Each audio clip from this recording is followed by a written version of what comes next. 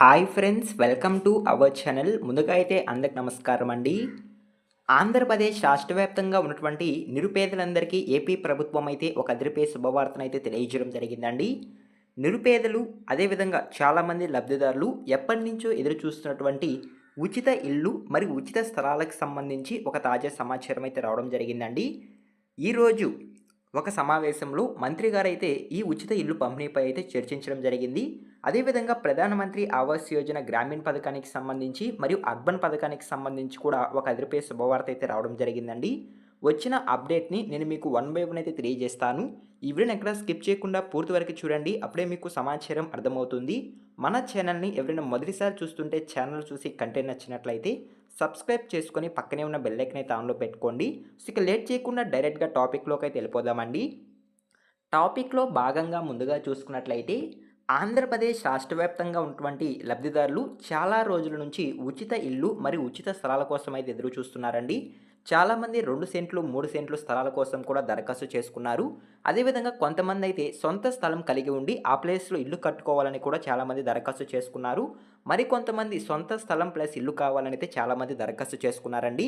So ఈ విధంగా ఎవరైతే దరఖాస్తు చేసుకొని ఉన్నారో వారికి సంబంధించి ప్రభుత్వం అయితే జిల్లాల వారీగా ఫైనల్ లిస్ట్ అనేది విడుదల చేయడం జరిగిందండి. సో ముందుగా ఎవరైతే సొంత స్థలం కలిగి ఉండి కేవలం ఇల్లు నిర్మించుకోవాలని దరఖాస్తు చేసుకొని ఉంటారో, సొంత ఇల్లు కావాలని దరఖాస్తు చేసుకొని ఉంటారో వారికి ముందుగా ప్రాధాన్యత ఇస్తూ వారికి ముందుగా ఇల్లు అనేవి పంపిణీ చేసేందుకు అవకాశం ఉందని అధికారులు అయితే తెలియజేయడం జరుగుతుందండి. సో కాబట్టి ముందుగా సొంత స్థలం కలిగి ఉండే వాళ్ళకి మాత్రమే ఇల్లు అనేవి రావడం జరుగుతుంది. ఆ తర్వాత సొంత స్థలం మరియు సొంత ఇల్లు కావాలని ఎవరైతే దరఖాస్తు చేసుకొని ఉంటారో వారికి తరువాత ఇల్లు అనేవి అప్పగించేందుకు అవకాశం ఉందని మనకి అధికారులు అయితే సమాచారాన్ని అయితే ఇవ్వడం జరిగిందండి. సో ముందుగా అయితే ప్రాధాన్యత సొంత స్థలం కలిగి ఉండే వాళ్ళకి మాత్రమే ఇవ్వడం జరుగుతుంది. ఆ తర్వాత 2 సెంట్లు 3 సెంట్లు స్థలాల కోసం ఎవరైతే దరఖాస్తు చేసుకొని ఉంటారో వారికి ప్రాధాన్యత ఇచ్చేందుకు అవకాశం ఉన్నట్లయితే సమాచారం అండి. వీరందరికీ సంబంధించి జిల్లాల వారీగా ఫైనల్ లిస్ట్ అనేది కూడా ప్రభుత్వం అయితే విడుదల చేయడం జరిగిందండి. సో జిల్లాల వారీగా లిస్ట్ అనేది చెక్ చేసుకున్నట్లయితే మీ పేరు ఉందా లేదనేది తెలియజేయడం జరుగుతుంది. మీ గ్రామ వార్డ్ సచివాలయంకి వెళ్ళి మీరైతే చెక్ అయితే చేసుకోండి. సో ఓకేనా. అదేవిధంగా ప్రధానమంత్రి ఆవాస్ యోజన గ్రామీణ పథకానికి సంబంధించి మరియు అర్బన్ పథకానికి సంబంధించి ఎవరైతే సొంత స్థలాలు కలిగి ఉండి ఇల్లు కావాలని దరఖాస్తు చేసుకొని ఉంటారో అటు పట్టణ ప్రాంతాల్లో మరియు గ్రామీణ ప్రాంతంలో వారికి కూడా ప్రభుత్వం అయితే ఒక శుభవార్తను అయితే తెలియజేయడం జరిగిందండి. వారికి కూడా త్వరలో ఇల్లు అనేవి అప్పగించేందుకు అవకాశం ఉందని కేంద్ర ప్రభుత్వం అయితే తెలియజేయడం జరిగింది. సో ఎవరైతే దరఖాస్తు చేసుకొని ఉంటారో వారికి ఖచ్చితంగా ఇల్లు అనేవి నిర్మించిస్తామని అయితే ప్రభుత్వం అయితే తెలియజేయడం జరుగుతుంది. 2,39,000 రూపాయలు ఆర్థిక సహాయంతో ఈ ఇల్లు అనేవి లభిస్తాయంటే సమాచారం అండి. ప్రభుత్వం మరియు కేంద్ర ప్రభుత్వం అయితే మీకు 2,39,000 రూపాయలు ఆర్థిక సహాయం అనేది ఇవ్వడం జరుగుతుంది. ఇల్లు నిర్మించుకునేందుకు ఆర్థిక సహాయంతో మీరు మీ అమౌంట్ అనేది యాడ్ చేసుకొని ఇంకొంచెం మీరు ఇల్లు అనేది నిర్మించుకోవచ్చు అండి. సో ఓకేనా, మీకు అర్థమైంది అనుకుంటున్నాను. సో ఇప్పుడు జిల్లాల వారీగా వచ్చిన లిస్ట్ అనేది నేను మీకు తెలియజేస్తాను. 1 బై 1 ఏ జిల్లాల్లో ఎన్ని ఇల్లు కేటాయించారు అనేటువంటి సమాచారం అయితే తెలియజేస్తాను. మీరు స్క్రీన్ పైన కనుక చూసుకున్నట్లయితే జిల్లాల వారీగా విడుదలైనటువంటి అర్హుల వివరాలు అనేవి ఇక్కడ ఉన్నాయండి.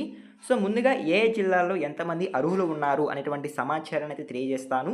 సో ముందుగా చూసుకున్నట్లయితే శ్రీకాకుళం జిల్లాలో 64,907 మంది అర్హులు మరియు విజయనగరంలో చూసుకున్నట్లయితే 30,150 మంది, అల్లూరి సీతారామరాజులో 74,958 మంది అర్హులు ఉన్నట్లయితే సమాచారం.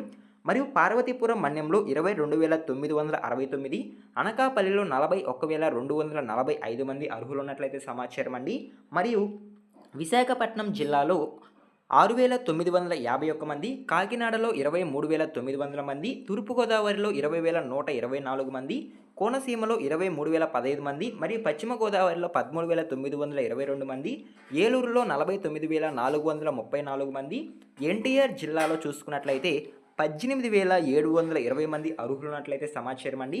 మరియు కృష్ణాలో 9,132 మంది అర్హులు, గుంటూరు జిల్లాలో 22,972 మంది అర్హులు, బాపట్లలో 19,866 మంది అర్హులు ఉన్నట్లు మనకి అధికారులు అయితే అఫీషియల్గా అయితే ఈ పత్రికా ముఖంగా అయితే ఈ లిస్ట్ అనేది విడుదల చేయడం జరిగిందండి. మరియు పల్నాడులో 41,586, ప్రకాశంలో 39,698, నెల్లూరు జిల్లాలో చూసుకున్నట్లయితే 48,566, తిరుపతి జిల్లాలో 36,177 మంది, అర్హులు ఉన్నట్లయితే సమాచారం.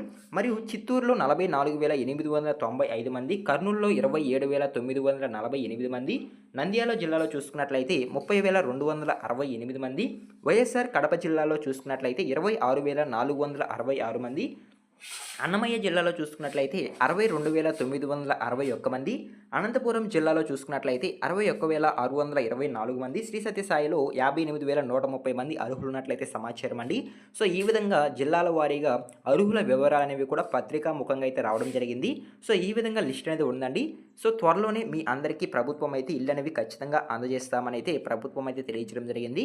సో ఇదేనండి ఇవాళ ఇన్ఫర్మేషన్ అయితే. ఈ ఇన్ఫర్మేషన్ కనుక మీకు నచ్చినట్లయితే లైక్ చేయండి. ఇలాంటి లేటెస్ట్ ఇన్ఫర్మేషన్ అప్డేట్స్ కొరకు మన ఛానల్ని సబ్స్క్రైబ్ చేసుకొని పక్కనే ఉన్న బెల్ ఐకాన్ అయితే ఆన్లో పెట్టుకోండి.